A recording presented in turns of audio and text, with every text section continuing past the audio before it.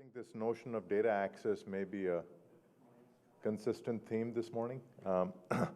Our next briefing is by Dr. Laura Freeman from Virginia Tech, who was a PI on a task that had to do with developing an intellectual property repository.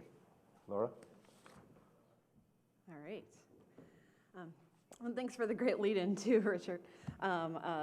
We were able to work very closely on this IP repository task with the Georgetown team. And we structured our teams accordingly over the last year. So the Virginia Tech team, I don't have all their names up here, but we had a diverse representation of computer scientists, machine learning engineers, and data scientists on our team. And we were really focused on how do we get the data that will really expand the robustness of the types of analyses we could around these intellectual properties. And how do we not just get the data, but put it in a repository that can be reused, is accessible, and starts to provide that kind of communication around what IP looks like in contracting and what contracting looks like generally in the DoD. So a few kind of introductory remarks before I jump into the intellectual property repository, or the thing we've started calling it smells like an intellectual property repository, because there's no actual intellectual property in this repository. Some of the philosophy that our team brings to this, and kind of working with Eric as a general concept, is there's this emphasis on piloting and prototyping activities. We should be generating capability. And the unique structure of ERIC, I think, demands this, that we are working across 22 different universities with PIs in different fields, and we all have to be kind of on the same page, which is coming to Mark's question earlier, who's going to change, the DoD or academia? I think we're already starting to try and change in academia, because that's different than I've worked on a lot of other projects. But one of the questions that from a data strategy and a data repository team that I ask myself is how do we make ourselves better than just our collective little groups within our own universities? I love the Wikipedia philosophy of how do we stand on the shoulder of giants, and that's what we're striving for here.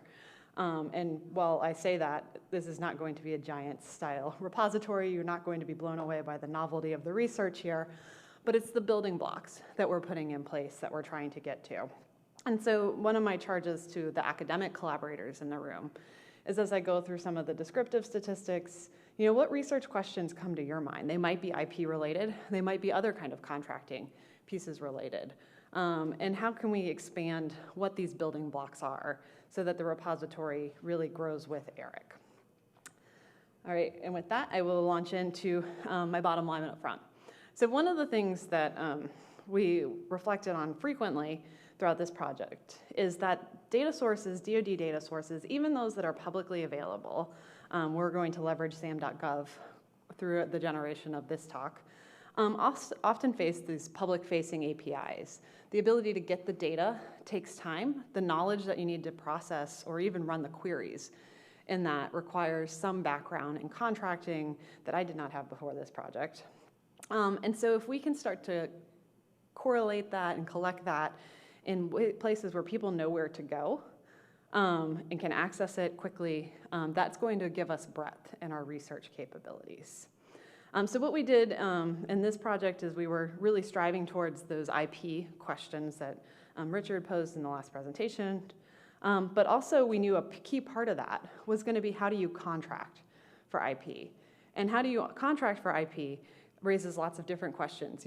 Depending on the contracting mechanism you use, do you see different outcomes? Do you see different valuations of the IP depending on those? So we started in this project on building kind of that contracting repository. And so for any of you who have ever tried to pull data from sam.gov, you know it's not a fun time. You are limited in the number of things you can pull down per day. You have to kind of know what fields you're looking for. And so what we've developed through the course of this project is a little bit of a tutorial, kind of an intro into DoD contracting that's available in our final report. So maybe kind of that's one of the building blocks to help people get familiar with how the DoD contracts for work. But also this initial kind of repository that smells like IP but is not actually IP, that people can use to start exploring contracting actions pretty quickly. And so kind of another big picture conclusion out of the work is that this extramural research that we've been charged with to do in the ERIC it would be greatly accelerated if we had kind of these consolidated tools, the APIs that you need to pull from SAM.gov and other locations, as well as consolidated tools for being able to pull information from DoD data, maybe things that sit behind firewalls or behind CAT cards, and have that data analysis ready, if you will. I kind of like to joke and say machine learning ready. But not all data is clean data, not all data is ready for analysis. And so anytime we're doing a project under the ERIC, it seems to make sense that we should be making sure that we get that data to a place where others can learn from our mistakes. And then finally, Richard hit on this a little bit, and I'll come back to it a few times today. Access issues are obstructions for really what we're charged with to do under the ERIC. We're charged with to innovate around acquisition. And we can't do that without access to the knowledge. I really appreciated Chris O'Donnell's comments this morning about a partnership is needed with academia. And sitting on the academic side, even with previous experience in FFRDC and working very closely with parts of OSD, I feel the distance. And you get out of sync with what's going on in the building pretty quickly. And so that partnership piece to me is key. Because it's hard in academia to stay up to speed on everything going on. We're not getting forwarded the memos. We don't know what the Secretary of Defense said last week. And so it's hard to stay in sync without that partnership. And the final piece that I'll kind of hit on in that, especially in these data strategy tasks, is that I like to, I'm a statistician, so I'm biased, but I like to think of data as one of our kind of common languages that we can use. So even when it's really hard to understand what's going on in a major acquisition program, the more you can look at data, understand timelines, that really helps translate what's going on. And so I think that is a very key thing that has been identified as part of the ERIC, but also an essential thing to make sure that we are communicating and not just innovating and doing research, but that communication is grounded in what the actual needs for the DoD. So the intellectual property database, here our objective really from the start was to make an accessible database with electronic information with models, samples, templates, and exemplars of intellectual property. And really our vision was we wanted to enable the work that Georgetown was doing. So they, in kind of our best practices of academic research, right? They were out doing the interviews with experts, the focus groups, those type of activities to start to form these hypotheses. And what we wanted to provide on the VT side was kind of the forum for them to test those hypotheses against data. So Richard brought up, IP evaluation is an art, and there's variability among specialists. Well, how much variability? Are there specialists that you really want to go work with? I, in my head, equate this to when I was in college. There's variability in instructors out there, right? So there's teacher reviews, but there's also at Virginia Tech, we had this database where you had the average GPA by teacher. I totally picked every class that I took based on average GPA by instructor.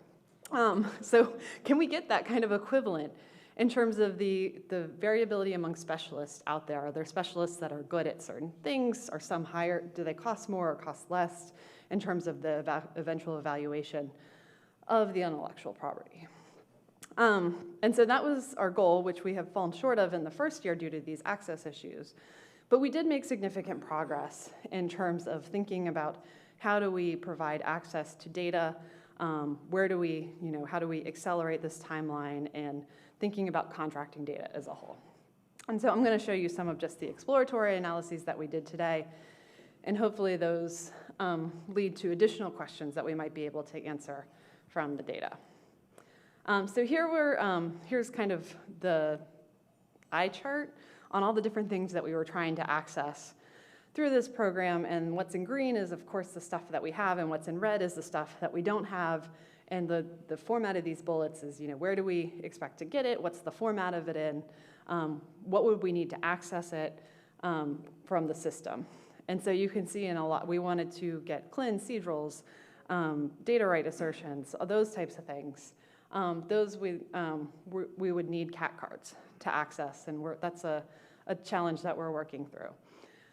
Additionally, we were looking for different sections of the contracting documents that dealt with the RFP and the RFQ.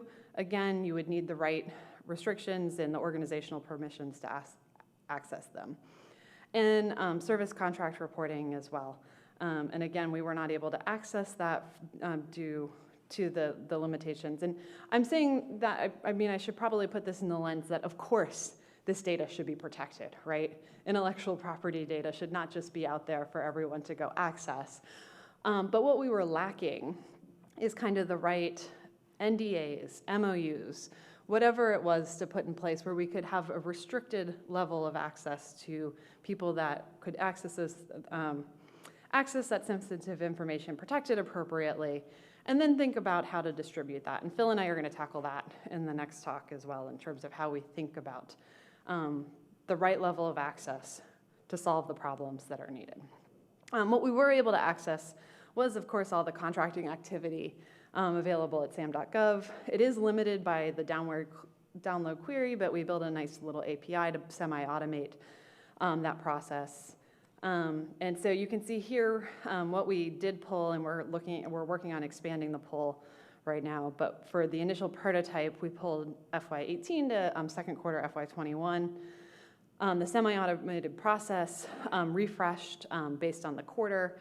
And so in our database, and I'll show you a little bit more about how we structured the queries on the next slide, we ended up with 16.2 million contracting activities that correlated to 1.8 trillion in obligated funds. And then we ran some exploratory analysis and hypothesized how we might get to some of the IP questions based on that. So one of the things that we did to provide structure to our database is we developed a data dictionary. And this is really how we broke out the contracting activity in the data dictionary. So you have who the contracted entity is, who's the vendor that's actually going to be delivering the service or the product. We have the funding entity, which government organization was actually funding it, and that may or may not be the same as the contracting entity. And so we term these things, the connections between them about how we did the acquisition, about the work actually being done, and about the vehicle that we used. And so here you can see a little bit of an eye chart with everything we provided kind of the detailed descriptions of these in our data dictionary, but all the different variables that are captured in this data repository. And what is shown kind of in the middle is the work that we are set up to do as soon as we have access. But the team had already developed and was planning on using, and we tested it on a few Virginia Tech contracts, our extraction and natural language processing tools for extracting this information. So as soon as we get NDAs figured out, we'll be ready to go on actually extracting the information. And the key here is that we've set up this data so that there's unique identifiers at every level, and I'll show you how that plays out in terms of the exploratory analysis in just a few slides. So here's what we have in the current query to give you an idea of the types of things that we were pulling from sam.gov. So we looked at both IDVs for DoD organizations and historical ones that were post and past quarter. That was more of a, how do we actually pull down the data? And then we also looked at non-DoD contracting organizations with DoD funding. So of course that excludes, we weren't looking at, I don't even know if this exists, but we didn't pull it, DoD contracting organizations with non-DoD funding. So we were really focused on the DoD lens here. The other piece that we were pulling was other transactional authorities. For those of you that live in the contracting world, these are growing exponentially. And so we were curious as to whether there were different things going on with intellectual property in these types of contract vehicles, different from IDVs. I mentioned that we built the semi-automated tool using Puppeteer with open source software that can, among other things, kind of automatically click those buttons so you don't have a poor grad student clicking those buttons on sam.gov. And that gives us semi kind of automated. We still have to kick it off, but once we kick it off, it downloads and pulls into the data set. And so we, in doing this, because the way you query it is slightly separately, but we wanted one file for this, we queried both IDVs and OTAs and then pulled them into the same data table, just with the Boolean field, donating whether activity was an OTA or not. When you do this, especially with the way that we were implementing it quarter to quarter, there's some risk of duplicate activities, so we did some very base level quality control on what we were doing to make sure we removed any duplicates in the collection, and that all of our unique identifiers were actually unique identifiers. But as John Wasco, one of the guys that works on this program with me, says, the data quality that we did on this is as good as, the contracting officer put into SAM.gov. So if there were typos in that, we didn't go to that level of quality control. And so what we have in the end here is a lot of unique contracting activities across a lot of unique PIDs, obligating that $1.8 billion in funding. And this data we've made available for bulk download. We're continuing to update it with new data, and we'll be expanding the years. But in terms of transitioning and prototyping, a nice download SQL file from Virginia Tech is not ideal. So the next steps that we're working on is hosting this on the ERIC website with some interactive dashboards where you can go query and figure out what you want to know about contracting, and then download that subset of the data that's of interest to your research questions. So some just exploratory data analysis to get you thinking about the types of questions you might answer from this data if you've never played around in SAM.gov before. What we're showing here is the contracting organization versus the funding organization. Clearly along the diagonal, there is, that's the bulk of it. So the Air Force primarily contracts with the Air Force, but you can see there's some off diagonals there where people are using contracting organizations outside of their own organization. And so some potential IP research questions that we might ask are, does the value of IP change across the contracting organization, or are there systematic differences in the types of IP clauses used by these different organizations? And drilling down there. And so the data that we've structured is set up to be able to drill down in that way, but you, of course, would need to understand what mechanisms were used, were there specially negotiated rights in each of these, how frequently were specially negotiated rights actually included in those contracting actions. So some other things that we can explore, we can look at, to the point that Richard made earlier, MDAPs are not where we spend a lot of our contracting time, but you can drill down into MDAPs. And so you can see here the MDAP contracting activities represented, less than 1% of all DoD contracting activities executed during this period. And then when you look at kind of the value obligated, less than 2% of the financial obligation during this time. So they really are a very small part of what we're contracting for, and maybe shouldn't be the focus of everything that all the attention. You can dive deeper into a service MDAP program. And so here we've picked the Army because John Wasco was Army, so he chose Army, and dove into what they were actually contracting for. And so for those of you familiar with Army programs of record, you'll see several of them that we're digging down into. Again, this is filtered first on MDAPs, so all of these are major defense acquisition programs. And then you can also drill down within these narrow slices to the smaller programs. So say you had a few favorite programs within the Army MDAPs. John apparently likes JLTV, PAC-3, and CH-47F.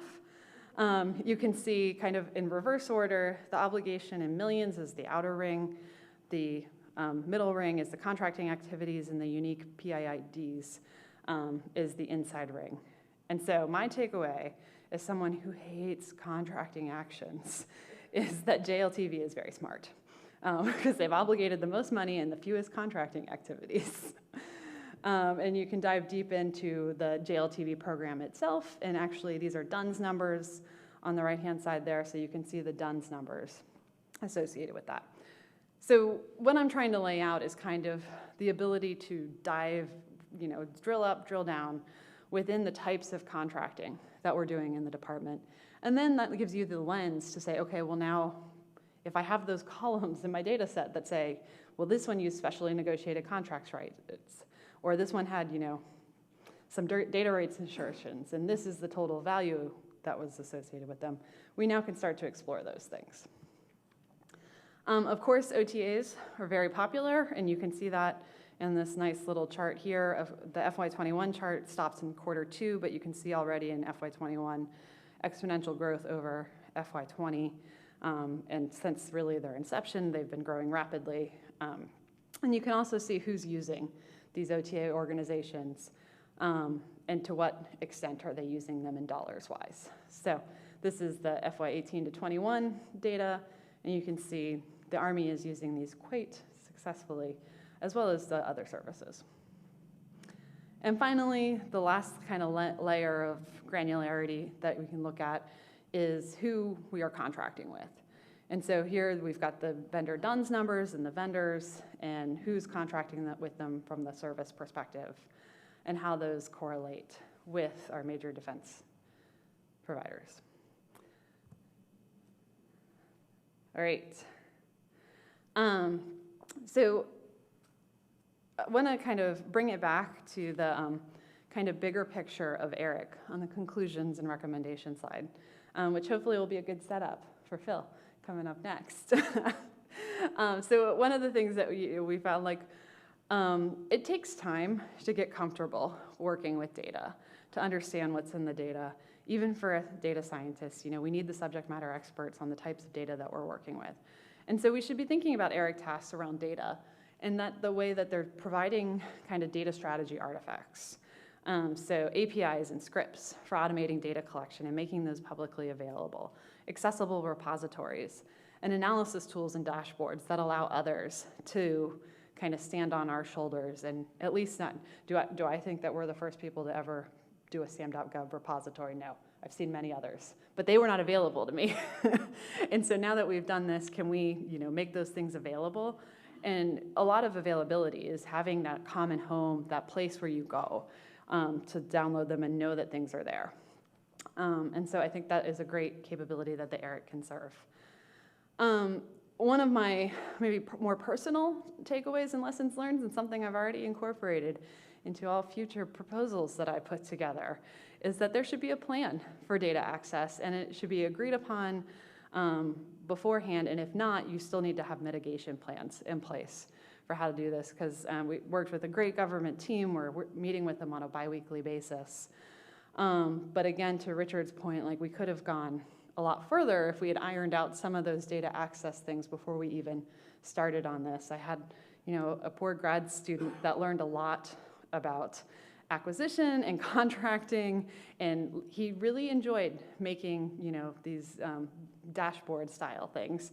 But he was really hoping to be scraping data out of PDFs and running natural language processing algorithms, and we just, without the data access, we redirected him into, okay, well, let's go understand contracting.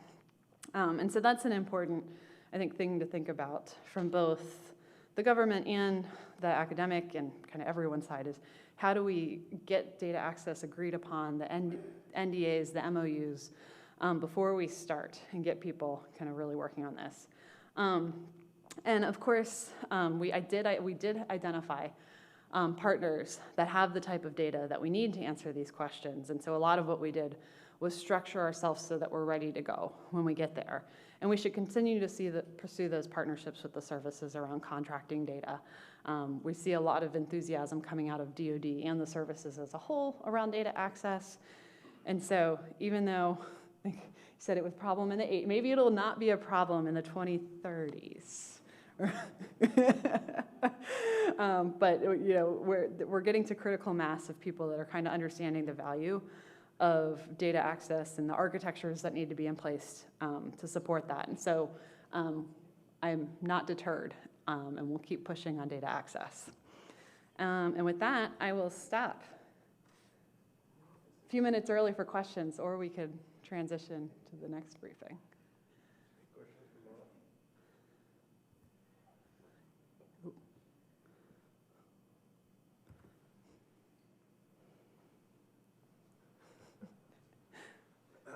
Thank you, Laura. All right, thank you.